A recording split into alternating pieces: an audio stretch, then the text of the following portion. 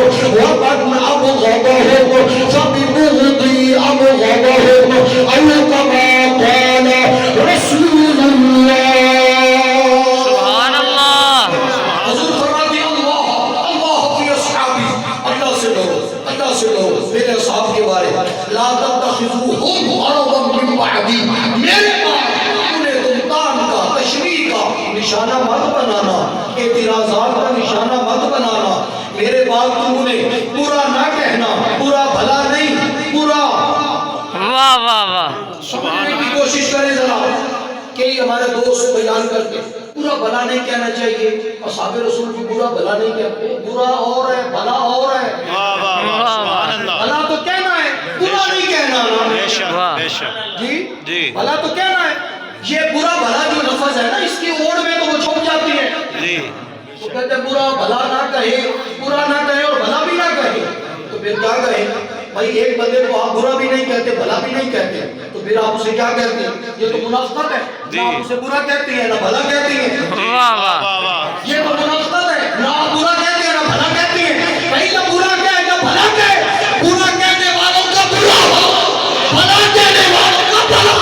سبحان اللہ سبحان اللہ سبحان اللہ. واہ واہ. برا کہنے والوں کا برا ہو، جو حضور کے یاروں کو برا کہے، واہ واہ. حضور کے اصحاب پاک کو برا کہے. لا تتخذوهم غرضا من بعدی، میرے بعد انہیں طعن و تشنیع کا، اعتراضات کا نشانہ نہ بنانا. کیوں؟ من حبهم فبحبی. واہ واہ سبحان یہ اللہ. وہ مقام ہے. حضور فرماتے ہیں من حبهم، جس نے بھی ان سے محبت کی، فبحبی، میری محبت کی وجہ سے ان سے محبت کرتا ہے. ومن ابغضهم فببغضی ابغضهم، جو ان سے دشمنی رکھے میرے دشمنی کی وجہ سے ان سے دشمنی رکھتا ہے. عقیدہ واضح ہو گیا. آل رسول کو مانتی ہے حضور کی وجہ سے، اصحاب رسول کے نوکر ہیں حضور کی وجہ سے، واہ واہ واہ سبحان حضور اللہ. کی وجہ سے. اور جب یہ چیز آپ سامنے رکھ لے گا حضور کی وجہ سے، مغالطہ نہیں لگے گا. واہ واہ. مغالطہ نہیں لگے گا. زندگی بھر عقیدہ خراب نہیں ہوگا. کیوں؟ حضور کی وجہ سے، واہ حضور واہ. کی وجہ سے. زندگی بھر عقیدہ خراب نہیں ہوگا حضور کی وجہ سے.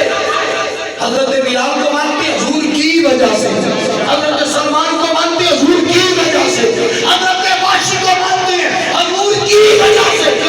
حضور نے جو معافی دے دی، حضور نے معافی دے دی.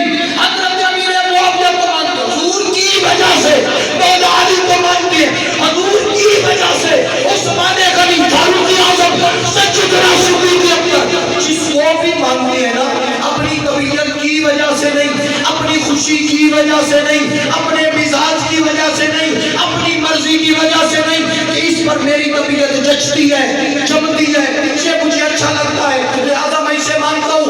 تجھے اچھا لگے یا نہ لگے، جو اللہ رسول کو اچھا لگ گیا. واہ واہ واہ سبحان اللہ. جی جو اللہ رسول کو اچھا لگ گیا. رنگ اس کا انگارے کی طرح ہے. انگارے کی طرح. لہب کہتے ہیں انگارے. لہب کا معنی ہے انگارہ. انگارے کی طرح اس کا رنگ ہے. جی یعنی ظاہری اس کے پاس جو اس کی شکل کا حسن ہے وہ اس کے پاس موجود ہے، لیکن قرآن نے اس کی مذمت کی ہے.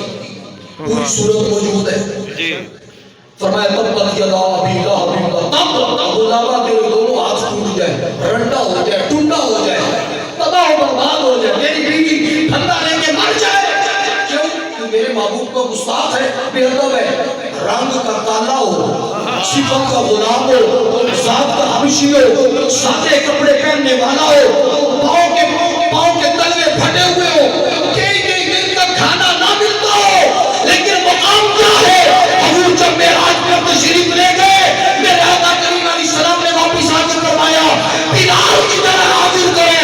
حضور میں حاضر ہوں. سرکار نے فرمایا بلال کون سا عمل کرتا ہے؟ تو دنیا میں زمین پر چلتا ہے، میں تیرے چلنے کی آواز جنت میں سن کے آیا. واہ واہ واہ سبحان اللہ سبحان اللہ. سبحان اللہ. حضرت بلال کے پاس کون سا عمل ہے؟ حضور کی وجہ سے ہے نا. بے شک بے شک. بس یہی بات حضور کی وجہ سے. اور یہ ساری چیزیں کب ہوتی ہیں؟ جب بندہ اندر کا ستھرا ہو. سبحان اللہ. اور حضور کے اصحاب سارے اندر کے ستھرے ہیں. بے شک. اولئک الذین امتحن اللہ قلوبہم للتقوی، ان کے دلوں کا رب نے امتحان دے دیا ہے تقوی کے لیے، پرہیزگاری کے لیے. امتحان دینے والا رب ہے.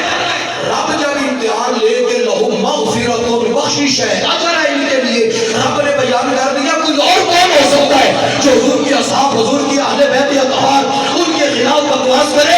یہ وہ ہے. یہ حضرات جیسے ظاہر کے ستھرے ہیں، یہ حضرات باطن کے بھی ستھرے ہیں. اور جب بندہ باطن کا ستھرا ہونا، حقیقت میں نعمت اسے تب ہی ملتی ہے جب اس کا اندر صاف ہو. اگر پھر بھی بات سمجھ نہیں آئی تو میں سلطان باہو کی زبانی آپ کو سمجھا.